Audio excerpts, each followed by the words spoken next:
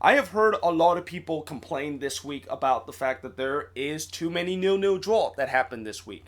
And although we had 3 nil-nil draw this week, and that usually is more than we usually get for an MLS match week, it doesn't mean that this is a very boring match week, and that people forget that there actually is some games that did feature a lot of goals. And I also think that people still don't understand that not every nil-nil game is going to be boring, and that sometimes in a nil-nil game, it could be as exciting as what you would say a 2-0 or 3-0 game. And that the reason why those games end nil-nil when it's exciting is because both teams just could not put away their chances, and the goalkeeper for both teams were just on absolute fire, and they were just stooding on their heads throughout the whole game. But that being said, since there's a lot of people complaining the fact that there was a lot of nil-nil draw, I'm going to be first talking about some of the games that had some goals and were pretty exciting first in this review. And the first game that I'm going to be talking that has a lot of goals is NYCFC versus Sporting KC. Now, this game wasn't as excited and didn't feature as much goal as the one that I'm about to talk to in these next 3 games, but it did feature 4 goals, and it was NYCFC with a 3-1 win against Sporting KC. And I knew that when I did the preview, I knew that Sporting KC need to at least get a point out of this because they don't want to lose ground in terms of the playoff race.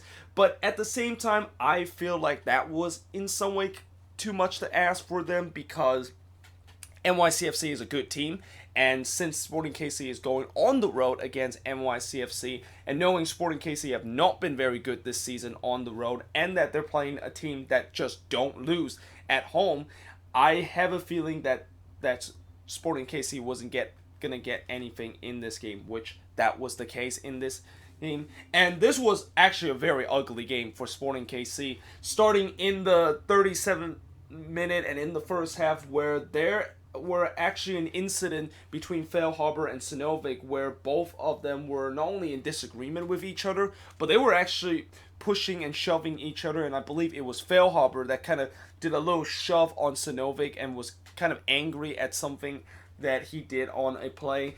And I know that a lot of people are kind of surprised when they see that, but believe it or not, that actually usually that happens more times or not on the pitch, where teammates actually do have disagreement with each other. And that the reason why this kind of shocks people is that this was really one of the rare times that you can clearly see that there is a disagreement between each of the teammate, and that usually when teammate has a disagreement on the pitch and during games, they either don't show it and try to keep it to themselves and kind of deal with it after the game, or the fact that they just kind of yell at each other very, very quickly before kind of just go on with their business. But in this instance, that was not the case, and that is also kind of an example of how this has just been a very bad season for Sporting KC, and the fact that it's kind of shocking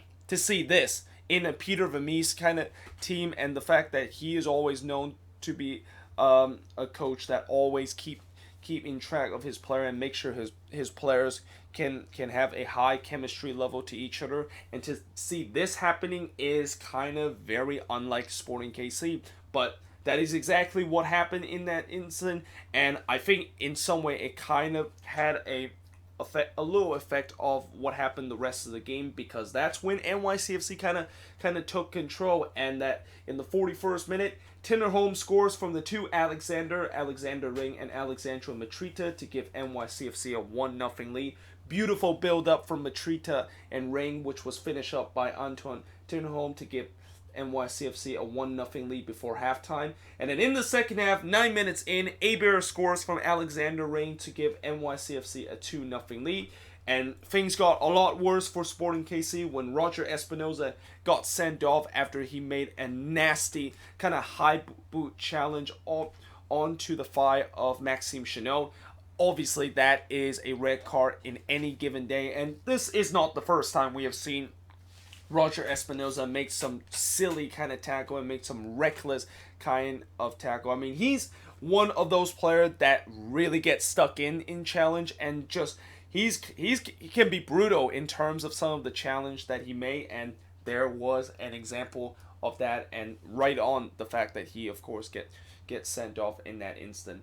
Now, Sporting KC did get one back, and it's actually Ilie Sanchez, the unlikeliest source from Fail Harbor and Russell, to give Sporting KC a glimmer of hope of maybe coming back into this game, but that hope was quickly diminished when Alexander Rain scores from Mackay Stevens to give NYCFC a 3-1 lead and pretty much put the final nail in the coffin of Sporting KC. And it's also good to see Mackay Stevens getting on the board, the new signing for NYCFC, and that I believe this is his first ever assist for NYCFC in this team, so that's obviously good to see and good for him. And yeah, that is the final score of this game, as NYCFC of course comfortably beating Sporting KC in this game. And in terms of the shots in this game, NYCFC had 17 shots compared to 15 that Sporting KC had. 7 shots on goal compared to 4 that Sporting KC had. 7 shots off target compared to 5 that SKC had.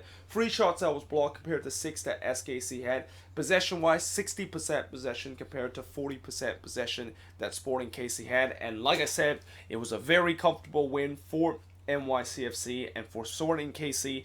You know, now there is definitely a big decision to make with them, considering the fact that, you know, their hopes of making the playoffs diminished weeks by weeks of them dropping points and started to lose ground to some of the teams that they're fighting for playoffs. And also, you know, that now players are clearly in disagreement with each other and that the chemistry level is definitely not there.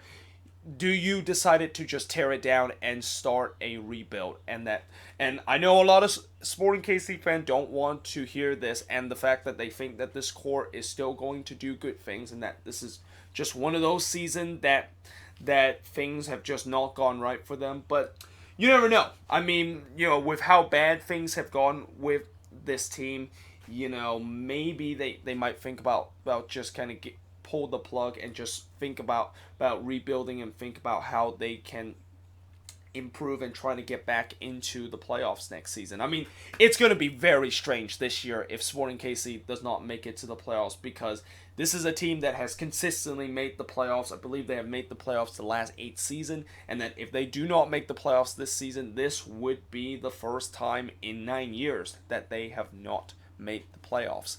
But moving on into the next match is LAFC and Atlanta.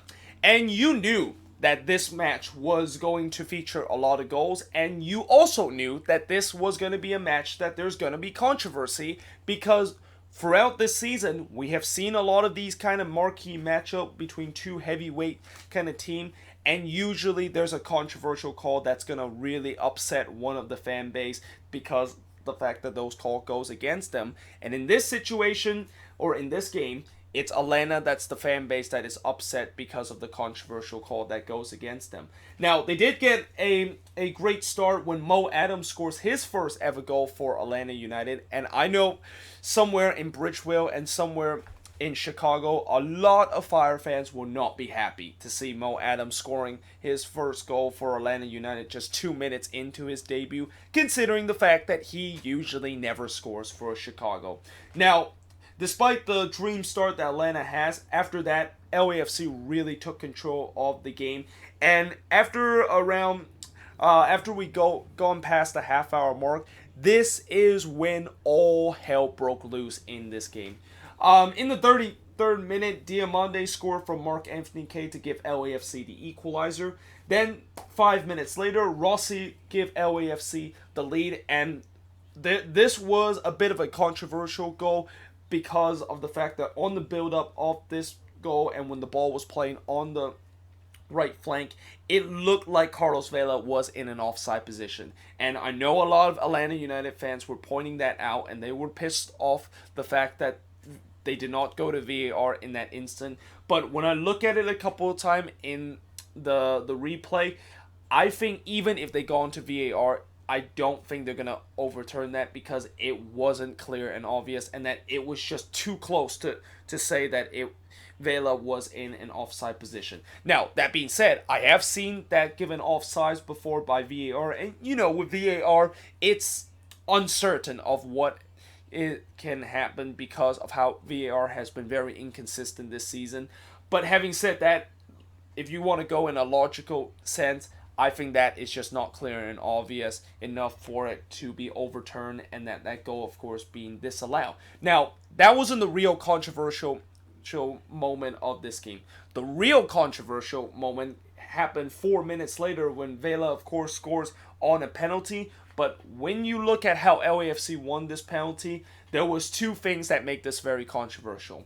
One, was it actually a dive from Carlos Vela? Because it looked like when he was dribbling in the box, it looked like, I believe, Escobar kind of knocked him down a little bit, but his reaction of him just going down on the ground was so delayed that you think that he clearly embellished that, and that it clearly should not have been a penalty. And the other thing that also made this controversial was that did that actually happen outside the box? Because this literally happened right on the line of the 18-yard box, and it looked like Escobar kind of chopped Vela down on the ground right on the line. And if that is the case, then that's clearly not a penalty, and that should have been a free kick outside of the box. And I can definitely understand why Atlanta fans are very angry about this play, because it should have not been a penalty in this situation, because of the fact that it looked like Vela did embellish a little bit, and that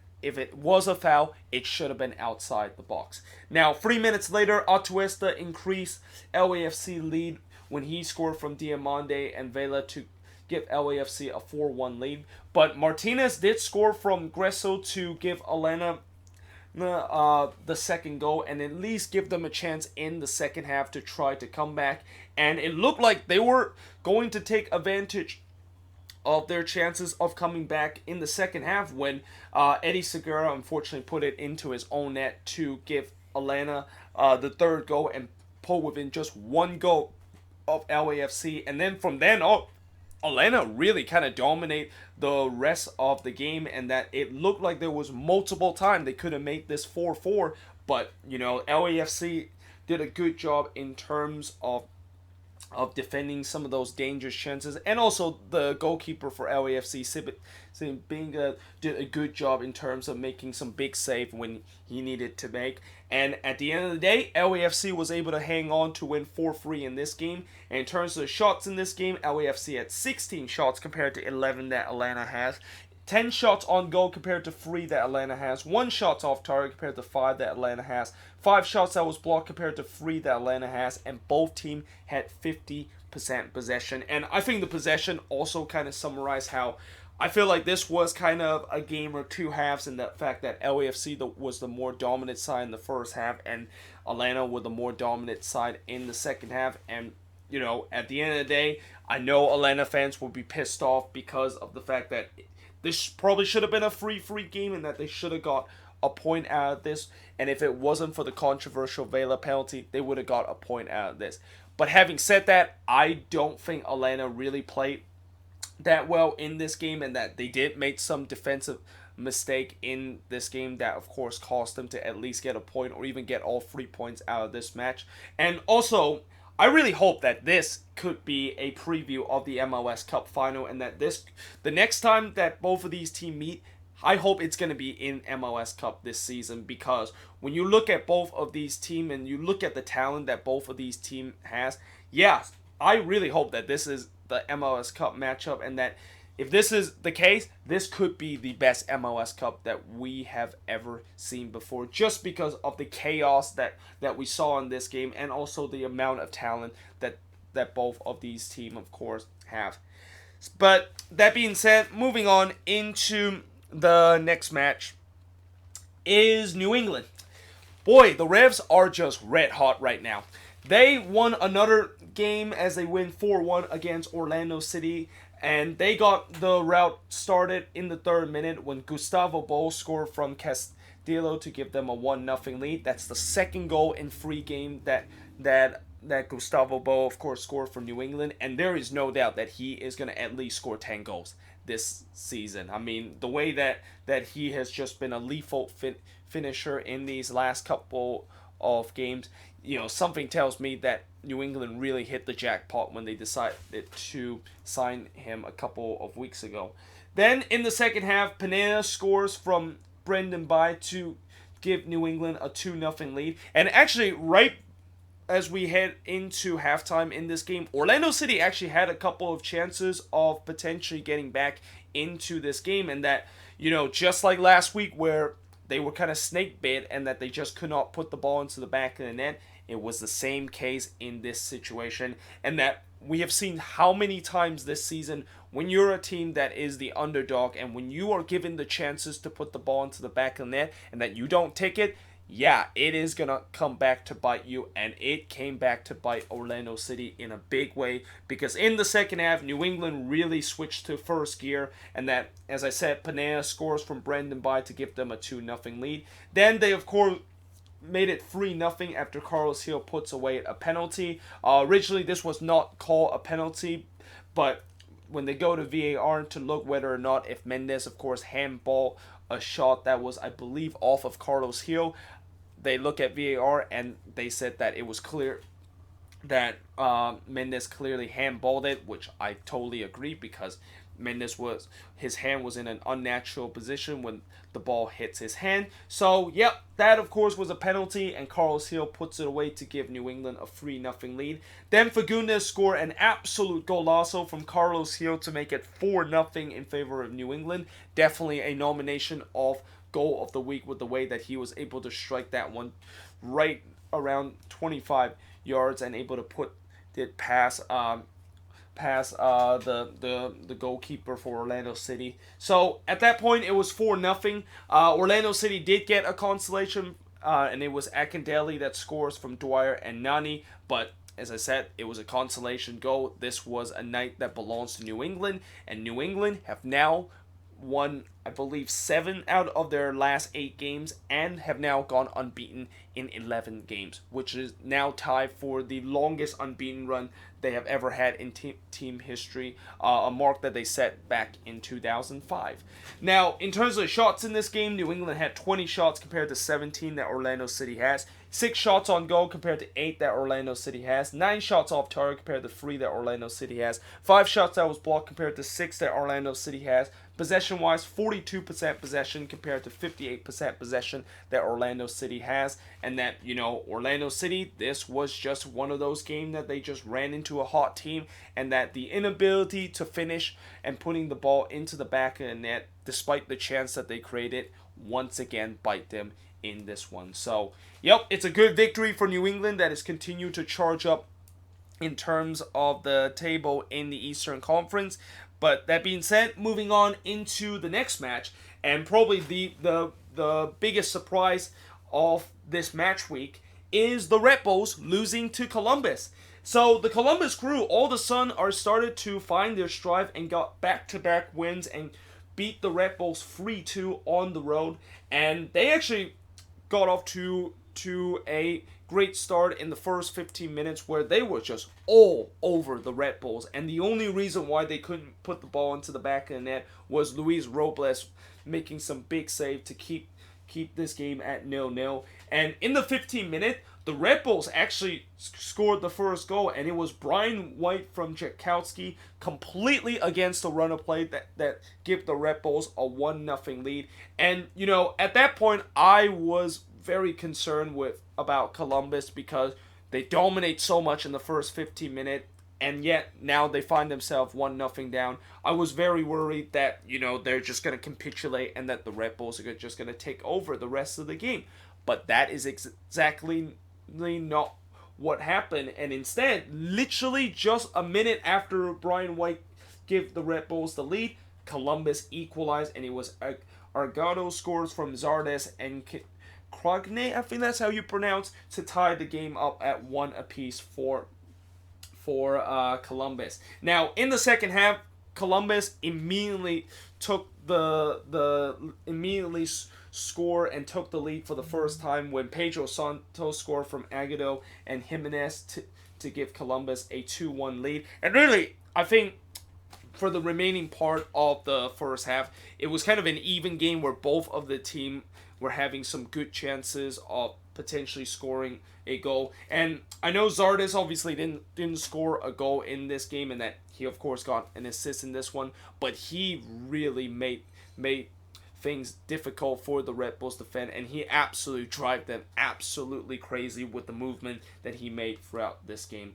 But the Red Bulls did find a way to get the equalizer when Daniel Royer puts away a penalty, and that originally this wasn't actually called a penalty, and that originally Gardo looked like he brought down Royer and that it wasn't called a penalty, but then they go to VAR and look at it, they overturn it to say it was a penalty, and as I mentioned, Daniel Royer puts the penalty away to restore parity for the Red Bulls. And just as you thought that this game might end 2-2 and that you know the Red Bulls, although it wasn't a, you know, even if they get a draw out of this game, they will definitely disappointed that they weren't able to get anything or get all 3 points against a team that is near the bottom of the Eastern Conference. Well, it turns out they didn't realize that they were not going to get anything out of this game, because Pedro Santos scored in the 84th minute to give Columbus the crucial third goal and give them the lead, and that is the final score of this game as Columbus win 3-2 against the Red Bulls. And the shots in this game, Columbus actually had 20 shots in this game compared to 14 that the Red Bulls had, which I believe that's the most shots that Columbus has had so far this season. 6 shots on goal compared to 3 that the Red Bulls had. 9 shots off target compared to 6 that the Red Bulls has.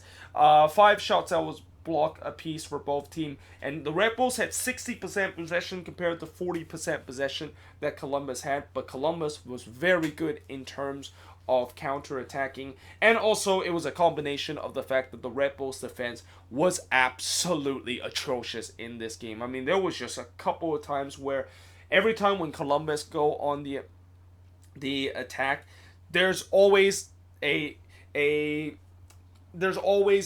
time where one of the Columbus players just gets completely unmarked in the box. And I think all 3 of these goals that Columbus scored was mainly because there was a guy that was just completely unmarked in the box, and that is just some very sloppy defending from the Red Bulls. And that, you know, this is definitely a bad loss for the Red Bulls because, one, you're playing against one of the worst team in the league, and that you're playing at home against them and losing them at home.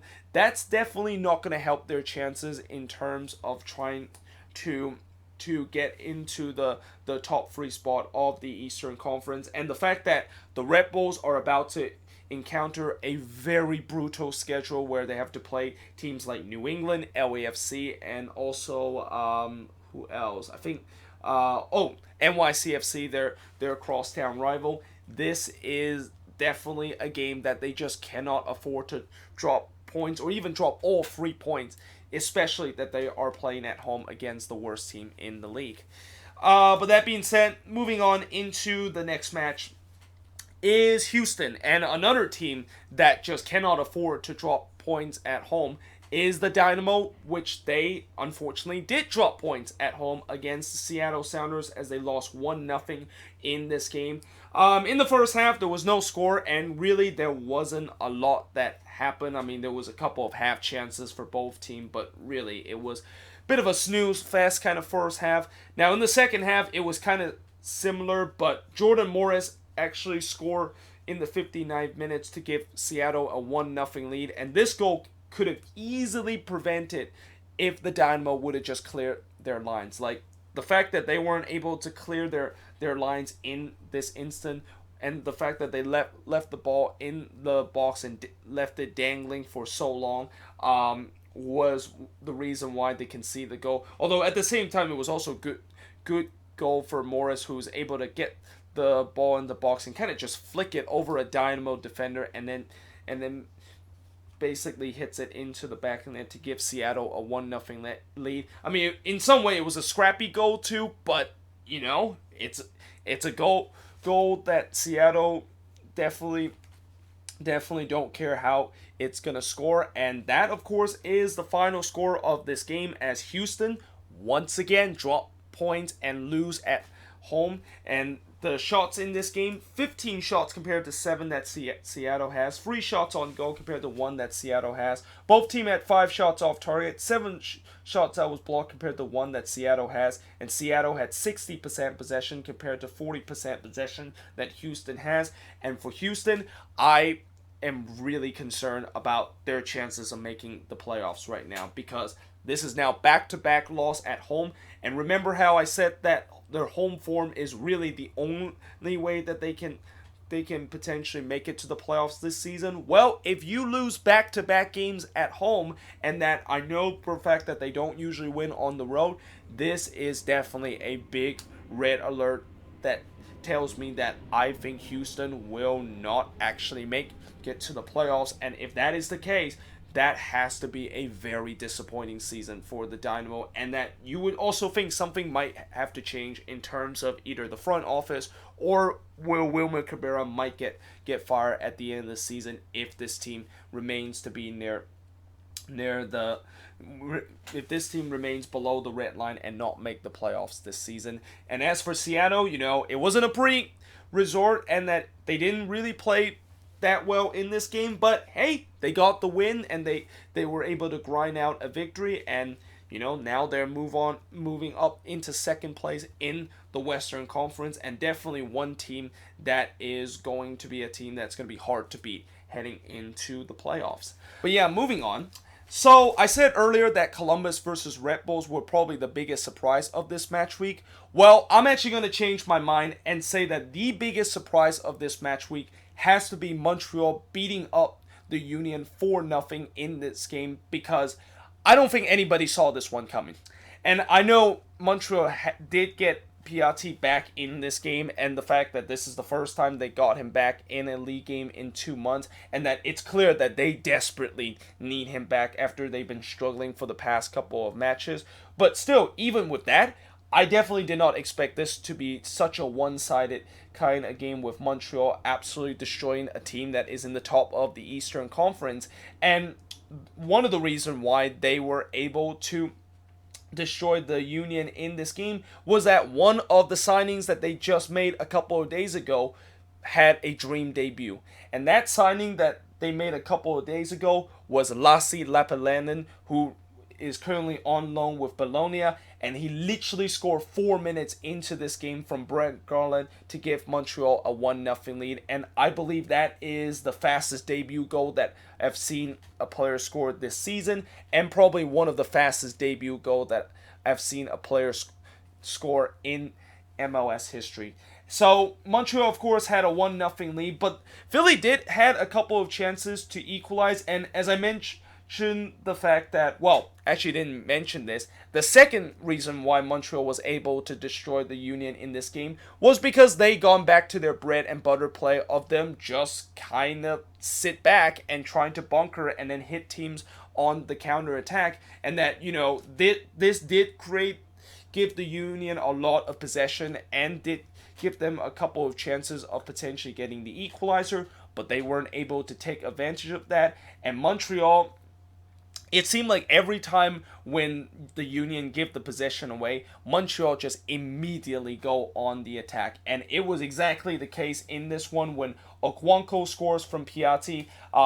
This goal happened when the Union give the ball away near the middle of the park. The Impact immediately go on the attack. Piatti plays a beautiful ball to Okwanko, who of course scores to give a 2-0 lead for Montreal.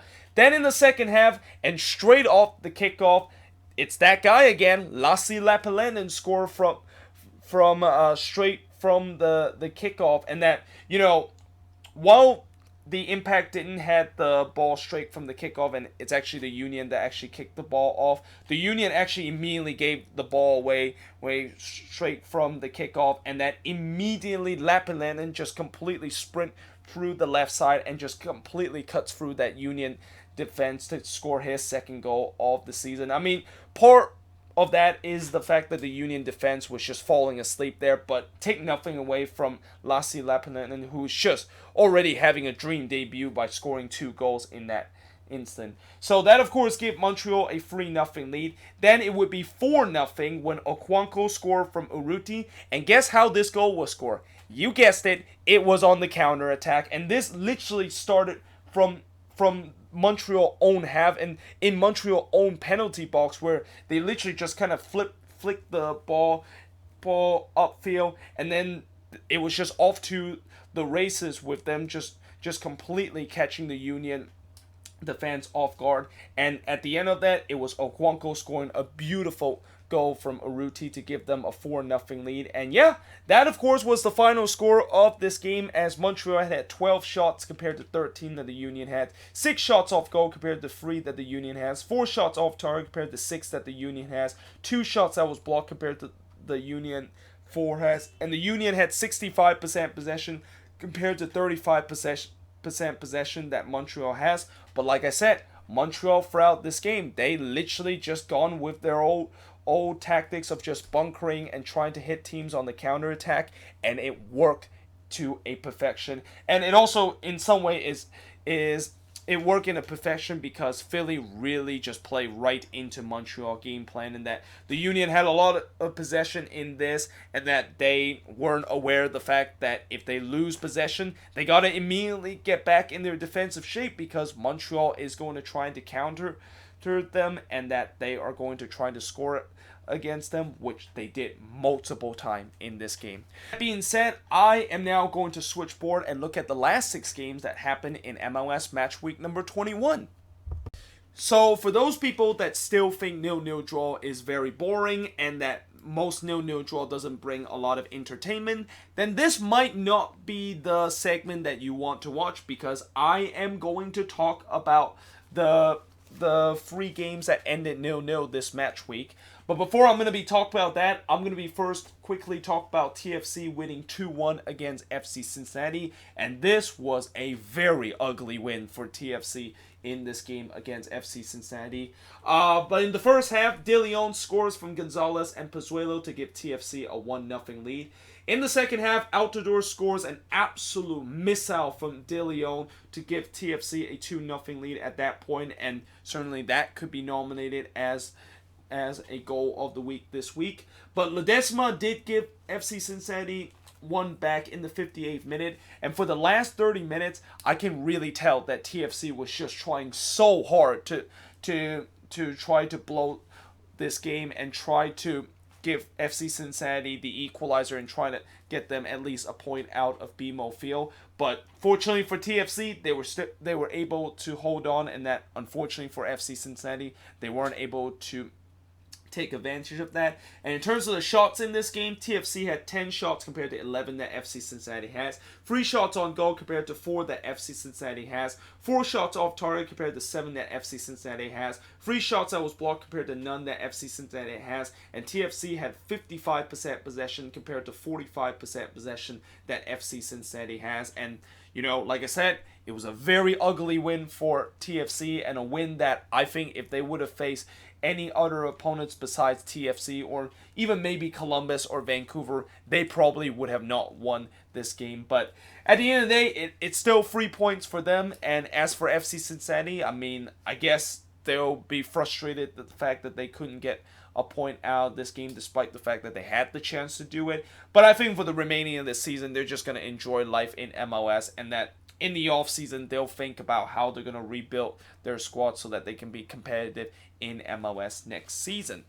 But now, going through the 3-0 draw that has happened and talk about the first one and first of 3 that ended in a 0-0 draw, is Dallas and RSL. So this game, of course, as I mentioned, ended in a 0-0 draw, and I'm pretty sure both team is not going to be happy with the fact that it ended in a draw for them, and it didn't really help anybody cause after this one.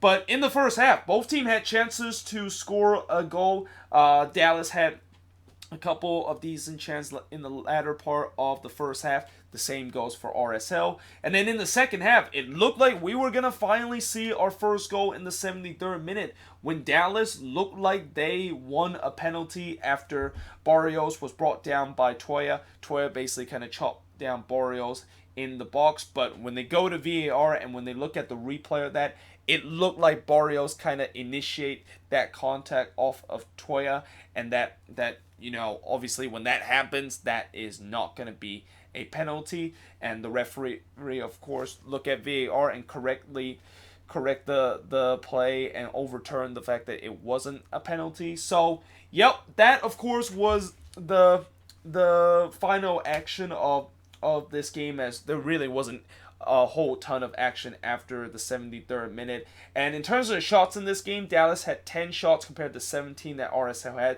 2 shots on goal compared to 5 that RSL had, 6 shots off target compared to 10 that RSL had. Both teams had 2 shots that was blocked, and both teams had 50% possession. And RSL, of course, I thought they were slightly the better team in this game, considering the fact that they had more shots and more shots on goal. But at the end of the day, they couldn't able to put away their chances. And, like I said, I don't think either of these teams will be happy with this result because, for Dallas, they drop points at home, which is something that they've been very good at home, and that anytime when you drop points at home, it's not a good thing to do. And for RSL, they had a chance to get a win so that they can of course get themselves back above the red line, and they couldn't quite do it because they were not being very clinical in front of goal. So yep, overall, both teams won't be happy with this result, but at the same time, both teams of course is able to share the points in this game, which now move on into the next game that ended in a 0-0 draw, is between Chicago and DC United. And like the Dallas versus RSL game, I don't think either of these teams will be happy at the fact that it ended 0-0, and that they won't be happy with a point, especially DC in this game. But in the first half, Chicago had plenty of chances to score, but to no prevail. And I wrote, it's the story of the season, because yeah, it is really the story of the season for the Chicago Fire. And that, I think, I usually don't talk about expectancy goal because I really think that's a useless kind of a stats, and that's just a stats that just show kind of like the what if the team was able to put away their chances. But I think Chicago actually leads the league in terms of expectancy goal, but yet somehow in some way they find themselves near the bottom of the table, because time and time again this season, when Chicago has a chance to score a goal, they aren't able to put it away. And it was once again the case in this game against DC. Now, in the second half, DC did started to come back in the game, but they also not able to put the chances, put away their chances, and able to find a goal in this game. And overall, in terms of the shots in this game, Chicago had 14 shots compared to 10 that DC had, 3 shots on goal compared to 1 that DC had, 7 shots off target compared to 6 that DC had, 4 shots that was blocked compared to 3 that DC had, 47% possession that Chicago has compared to 53% possession that DC had. And for DC, the reason why I say that they would definitely not be happy with this result is because this was a big opportunity for them to play against a team that was struggling in the league right now. And that I also kind of said that in the preview, this is kind of a must-win game for DC if they want to stay near the top part of the Eastern Conference. And the fact that they didn't play well in this game and also didn't get all 3 points in this game makes me very concerned about DC, and also make me very concerned about not only them not being at the top half of the Eastern Conference, but not even making the playoffs as a whole. Because you got to also remember, the Eastern Conference is very tight right now, and all 7 spots in the playoffs in the Eastern Conference is just up for grabs right now. Like, every team just seems to kind of stumble as soon as they got to the top of the table, and it's almost like hot potato with the way that teams are just kind of like moving up and down the table. It's like Okay, well, we got second place now. Oh, wait, next game we're going to lose, and now we're going to drop back down to fourth place, only to find ourselves back in second place because the team that just took that second place from us lost the following week. So, yeah, the Eastern Conference is just kind of, in some way, kind of a shit show right now, and I cannot wait to see what's going to happen at the end of the season and who is actually going to make the playoffs, because right now all those teams in the Eastern Conference, I think besides maybe Atlanta and NYCFC, I don't think any of those teams are secure in terms of making the playoffs at the end of the season.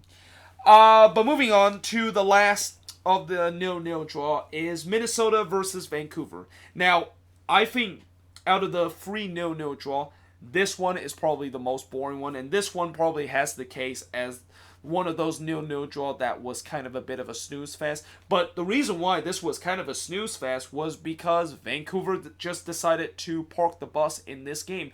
And I understand that, Minnesota, they have had problems in terms of trying to break down a bunker teams before. But when you have guys like Quintero, Rodriguez, and also Ibarra, that those are the guys that is supposed to be your main goal scorer, and that those are the guys are supposed to break down a bunker, and the fact that all three of those guys are only able to generate one shot on goal in this game. Yeah, that has to be very, very frustrating. And the other thing that I'm very frustrated about Minnesota is the fact that why in the world in this game did they just decided to cross the ball? Like, I swear, they crossed upwards around 30 and 40 crosses in this game, and most of the time, those crosses are either just not really hit very well and completely off target, or the fact that it's just going to be easily cleared away from Vancouver. Like, Minnesota was just being so one-dimensional in terms of going forward on the attack that I knew that we were not I knew that they were, of course, not going to get a goal in this game. And the other thing that I'm also frustrated about Minnesota in this game is the fact that why in the world did Mason Toy not start in this game? Like, this guy, I have really buy a lot of stock in terms of Mason Toy being a star in this league, and I've definitely jumped on the hype train that he is rolling by. So why in the world is he not in the starting 11 when he is basically one of the most informed player for Minnesota and one of the guys that has been producing for Minnesota in these past couple of weeks? So, yeah, for Minnesota, this is a very frustrating result. And against a Whitecaps team that just lost to a Canadian Premier League team in the middle of the week and look like right now the worst team in the league, that is definitely not a good kind of opponent to be drawing, and especially dropping points at home, and that you drop points and lose some ground against some teams that of course won games, and that they of course now find themselves a little bit down in the playoff spot. Yeah, it is a very frustrating result for Minnesota. But for Vancouver, at least, I know it's not a win for them, and I'm pretty sure they won't be very happy with this resort too, because while you did get a point out of a team that has been red hot, and that Allianz Field has been one of the toughest places to gets point out of, you don't want to just do this every single game where you just park the bus and not really think about going forward on the attack, and hopefully that will be the best, because I'm pretty sure by doing this every single game, you are not really going to achieve anything, and that you can't just draw all your games and expect to make the playoffs. That is exactly not how it works. And by the way, the shots in this game, Minnesota had 16 shots compared to 8 that Vancouver has. 1 shots on goal compared to 5 that Vancouver has. 10 shots off target compared to 2 that Vancouver has. 5 shots that was blocked compared to 1 that Vancouver has. And Minnesota had 56% possession compared to 44% possession that Vancouver has. But moving on in the next match is the Quakes. So the Quakes, of course, they of course play in a winnable game against Colorado, and unsurprisingly, they of course won against the Rapids 3-1 at home. And Yeah, this was a pretty comfortable game for the Quakes, and I knew that coming into this game, Colorado was trying to bunker and try to make it hard for us to score goals, but their plans of trying to bunker and trying to maybe frustrate us in terms of going for on the attack kind of got spoiled in the second minute because Abubakar scores an own goal just 74 seconds into the game. And by the way, this is actually the fastest goal that has been scored at Avaya Stadium, and that this is not just only the fastest goal that we have scored this season. So that's a little bit nice that I saw a little bit of history at Avaya Stadium. But yep, just like that, we got a 1-0 lead, and definitely something that I was hoping the Quakes would do, considering the fact that when you play against a bunkering team, you know that the sooner you get that first goal, the much easier things are going to get, and the less frustrated that you are going to get, which that is exactly what happened in this instant. And then in the 34th minute, Vaco scores from Nick Lima to give the Quakes a 2-1 lead. And I probably should have also put goal of the week question mark too, because my oh my, Vaco, he has he's not only in form right now, but he is arguably one of the best central attacking midfielder right now in the league. I mean, the way that he basically just danced through a couple of defender and then basically curled that one to the right side. Yeah, that is one of the best goals that I have seen so far, and that's kind of almost like a Carlos Vela and Nicolas Ladero kind of goal that I have just saw Vacos scored there. So at that point, it gives the Quakes a 2-0 lead, and then in the second half, and I think the only negative I will say about the Quakes in this game is that they took their foot off their gas in the second half, and I guess the reason why they decided to do that is because they're playing against Colorado, and that Colorado is not a very strong team, and knowing the fact they're already up 2-0, they can just cruise their way a little bit. But I think in some way, I'm okay with the fact that they decided to take their foot off the gas against a Rapids team that is not doing very well, and that they are near the bottom of the table. And in fact, after this week, they find themselves back at the bottom of the Western Conference. But at the same time, you cannot do this every single game, and that if we play a better opponent, like let's say Seattle, for example, and that we're up 2-0, there is no way in the world we should be taking our foot off the gas, even if we're playing at home right now, and that we should just continue to try to push for the third goal. And eventually we did get the third goal when Salinas scores from Magnus Eriksson, and I put horrible defending for the Rapids, because the way that Salinas basically just kind of walk into the box, and the fact that there was 4 Rapids defender just decided to watch Salinas go through to the cut back into the box, and not even trying to get in front of it and try to block the shot. Yeah, that was just some shambolic kind of defending. And at that point, it was, of course, 3-0, and really, at that point, I knew the game was over. Colorado did get one back when Rubio scored from Lewis, and that probably is another thing that is a little bit disappointing about this game, because, once again, we weren't able to get a clean sheet, and this was a very unfortunate goal that, when Rubio took that shot, I think it actually took a deflection off of Cummins that was sliding in, and then it basically, the ball popped up in the air and looped it over Vega's head. So yeah, that was a bit of an unfortunate goal to concede, and that we probably should have won this one 3-0 instead of 3-1, but still, we won this one. And in terms of the shots in this game, only 17 shots for the Quakes compared to 11, and I say only 17 shots because the Quakes have been just averaging 20 plus shots every single game for the past couple of weeks, so seeing them below 20 is a little bit unusual, but 17 has been really the shot amount has been kind of almost like the average of what an MLS team would do. But since the Quakes have been averaging 20 plus shots a lot, that seems a little bit low, and a lot of that has to do with the fact that the Quakes really took their foot off the gas and didn't really just decided to do a shooting gallery in front of the Colorado goal in the second half.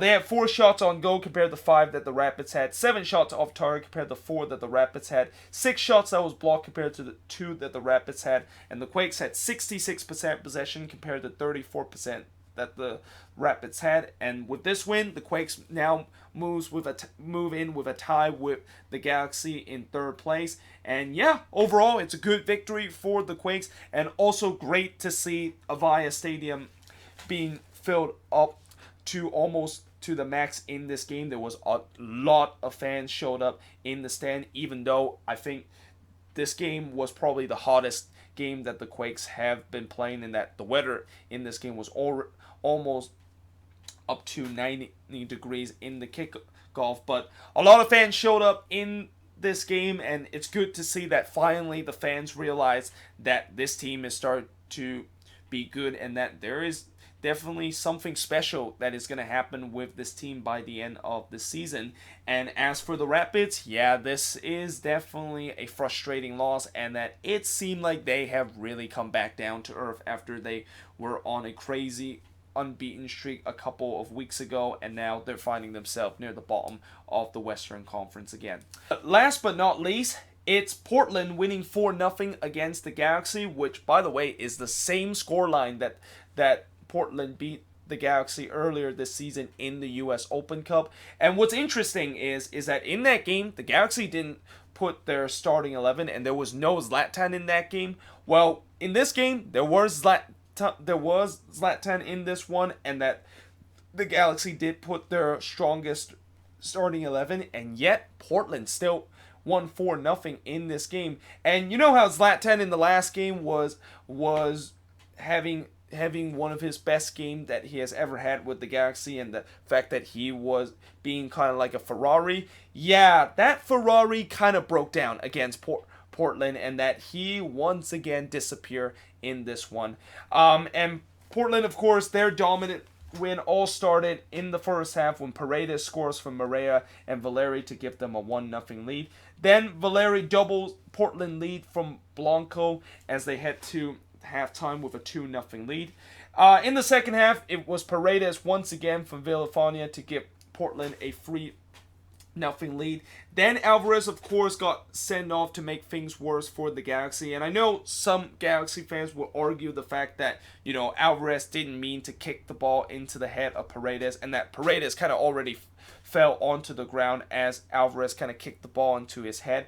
But still, I think that was deserved of a red card, because anytime when you decide to kick the ball into either an opponent or into an advertising board, it is a very dangerous kind of play, and that, I think Alvarez deserved to get sent off in that incident. And I guess this is something that he needs to learn, as, I know that he is frustrated, and I know that usually a lot of youngsters, this happens where a lot of youngsters kind of lose their composure because they know that they're losing and they're not having a very good game. But having said that, there's got to be a level of frustration, and not just completely lose your head and completely lose your composure and do some silly thing like what Efrain Alvarez just did in that instant. So the Galaxy, of course, went down to 10 men in that instant, and Portland, of course, add another one to just pretty much put the cherry on the top when Abobasi scored from Villafania and Zebrano